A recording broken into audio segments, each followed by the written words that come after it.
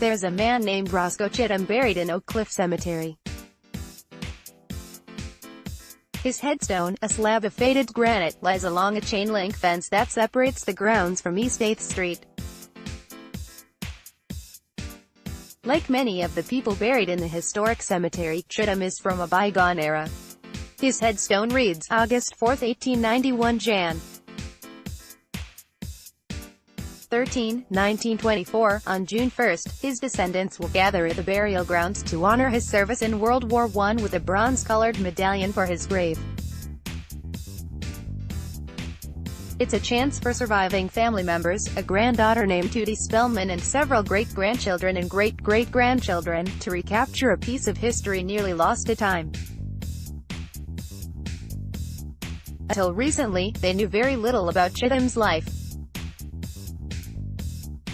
Roscoe Chittim served with the machine gun squadron during the final weeks of battle in World War I. Tootie Spellman, Tootie's ex-husband Paul Spellman, has spent more than a decade sifting through historical records to find out everything he can about the man. About 18 years ago, Spellman's former mother-in-law, Toolita Boatman, asked him to use his skills as a historian to help her wring out the truth from the stories she'd heard about her father. He died when Toolita was only a year and a half old. Spellman said she never knew him and had heard only tall tales from her mother. Before she died in 2010, Boatman shared those fantastical tales with Spellman. Boatman's mother told her stories about a man with Cherokee heritage who played football in Tennessee and was a member of the Missouri Athletic Club. He even went to the Olympics in Sweden, and he was a New York City banker to boot. I think she just wanted to make sure his story was passed on to her family, Spellman said. I don't think she had ever told them much about Roscoe. The grave marker for World War I veteran Roscoe Chittim in Oak Cliff Cemetery in Dallas. Slowly but surely, Spellman began to confirm the stories. Chittim really did play college football at the Anderson School for Boys in Tennessee. He worked briefly for the Chase Manhattan Bank, and he did attend the 1912 Olympics in Stockholm, although an injury prevented him from competing. I had it all pretty much in line, Spellman said. Except for a gap in the wartime. Introducing Texana, a Facebook group for Lone Star Stories. When Spellman found himself at a roadblock, Boatman offered him a resource that proved vital. She went and found a little box with a red velvet cover and ribbon, he said. She gave me that box that she'd been keeping for all those years, and there were dozens of letters and telegrams inside. A whole panoply of primary sources right in front of me. Most of the letters were written by Chittim to his wife while away at war. Boatman said that, years ago, she tried to read one and started crying. Spellman said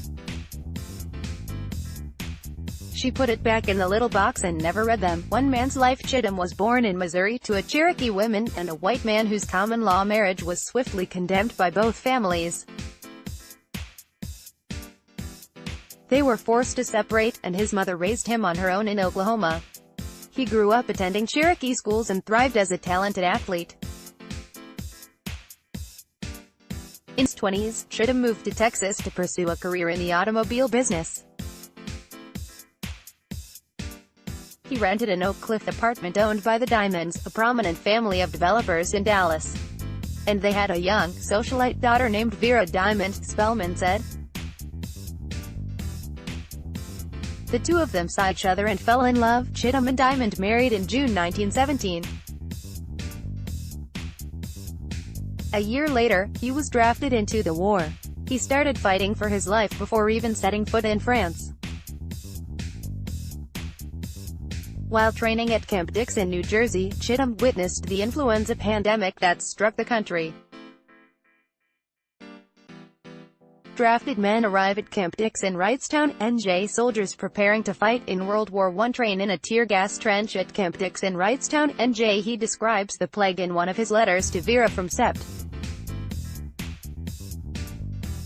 20, 1918, "Dearest baby, well, we have all been in since Wednesday but are slowly recovering from the awful disease.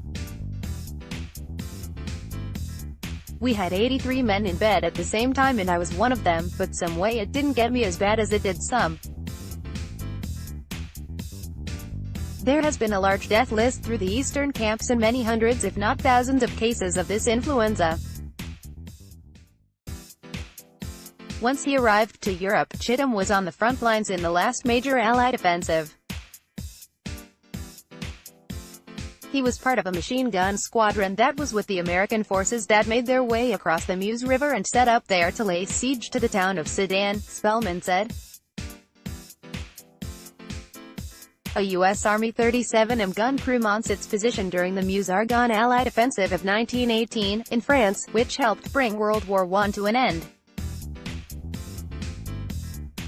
After serving as a military policeman after the war, he returned to Texas in 1919. Eventually, Chittim moved to Houston and opened a Ford dealership in 1921. 3 years later, he died at the age of 34. The irony and tragedy of his story is that having survived the war and the influenza epidemic, Chittim went to visit one of his car salesmen who was in the hospital with viral meningitis. Spellman said. He caught it while there, and he died 3 weeks later. He said Chittim wasn't a war hero, but he exemplifies the average soldier's experience. He thinks that story is worth remembering, too. A century later, one of Spellman's motivations for organizing the grave marker ceremony is his role as a member of the Texas Historical Commission. It's the agency that's helping facilitate events and programs in commemoration of the World War I centennial. The agency's military historian, Lila Riccozzi, has been working with groups across the state to help coordinate local efforts. "I'm always very moved by interacting with descendants who, in some cases, knew absolutely nothing about their family members' service," she said. "I think something like a 100-year anniversary gives people that push they need to question their own family history." The grave marker for World War I veteran Roscoe Chittim, front, in Oak Cliff Cemetery in Dallas, next to members of the Diamond family. Riccozzi said World War I has largely gone unrecognized by the American public. "That lack of cultural memory is out of proportion to the importance of the war," she said. Spellman agrees. He said there's a big gap of public knowledge when it comes to World War I. From a historian's perspective, this was also a way to help fill that in some small way, he said. Chittim's story fascinated him, but family is what compelled Spellman to go to great lengths to commemorate his life. He even wrote a book titled Until I Come Home, Love Letters from the War. "I did this for my grandkids," he said. He's invited Rep. Eddie Bernice Johnson, war reenactors and a pastor from Oak Cliff Methodist Church to Friday's event. Spellman's son, Matthew, and his 3-year-old grandson, Chase, will be among the guests. "There is a big world out there," Matthew Spellman said. "It's important for me to teach my son that before you go looking out there, you need to understand where you came from and understand that without Roscoe and his story, we wouldn't be here." The grave marker ceremony is free and open to the public, 3 to 4 p.m. June 1st, Oak Cliff Cemetery, 1300 8th Street, Dallas. For more information, contact Paul Spellman at 713-703-5270.